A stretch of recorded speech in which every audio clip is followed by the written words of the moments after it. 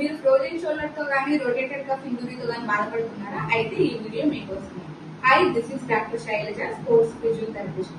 Rotated cuff ఇంజురీకి frozen shoulder కి రెండింటి మధ్య తేడా ఏంటో ఈ వీడియోలో తెలుసుకుందాం. ఫ్రోజన్ షోల్డర్ అనేది మన భుజంలోని జాయింట్ క్యాప్సూల్ గట్టిగా అవ్వడం వల్ల వచ్చే ఒక సమస్య. ఈ సమస్య రావడం వల్ల భుజం కదలికలు ఆగిపోతాయి, నొప్పి ఎక్కువగా ఉంటుంది, రాత్రుల పూట నిద్ర పట్టదన్నమాట. సో ఇందులో 3 స్టేజెస్ ఉంటాయి. ఫస్ట్ స్టేజ్ ఏమో ఫ్రీజింగ్ స్టేజ్. ఈ స్టేజ్ లో ఏంటంటే నొప్పి ఎక్కువగా ఉంటుంది, భుజం కదలికలు ఆగిపోతాయి. తర్వాత ఫ్రోజన్ స్టేజ్. ఈ ఫ్రోజన్ స్టేజ్ లో నిద్ర సరిగా ఉండదు, రాత్రుల పూట నొప్పి ఎక్కువగా అవుతుంది, భుజం కదలికలు ఆగిపోతాయి. తర్వాత థావింగ్ స్టేజ్. Thawing stage. ఈ స్టేజ్ లో భుజం కదలికలు మెరుగవుతాయి, నొప్పి కూడా మెరుగవుతుంది. తర్వాత దీనికి ఫిజియోథెరపీ ట్రీట్మెంట్.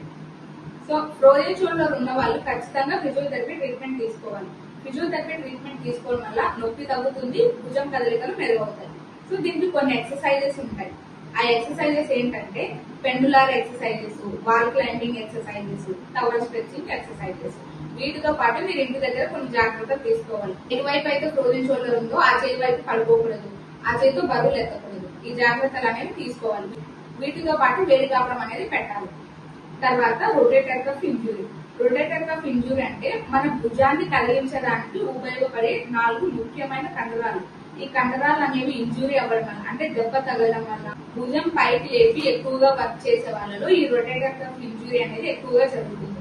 దీని లక్షణాలు ఎలా ఉంటాయంటే సేమ్ ఫ్రోజన్ షోల్డర్ లానే ఉంటాయి. అంటే రాత్రిపూట నిద్ర పట్టదు, నొప్పి ఎక్కువగా అవుతుంది, భుజం వాపు వస్తుంది, భుజం కదలికలు ఆగిపోతాయి. రొటేటర్ కఫ్ ఇంజురీలో ఏంటంటే చెయ్యి పైకి లేపేటప్పుడు భుజంలో టక్ టక్ అనే సౌండ్ వస్తాయి. ఇది రొటేటర్ కఫ్ ఇంజురీలో మాత్రమే వస్తుంది అనమాట. సో దీనికి ఫ్రోజన్ షోల్డర్ కి ఇదే డిఫరెన్స్.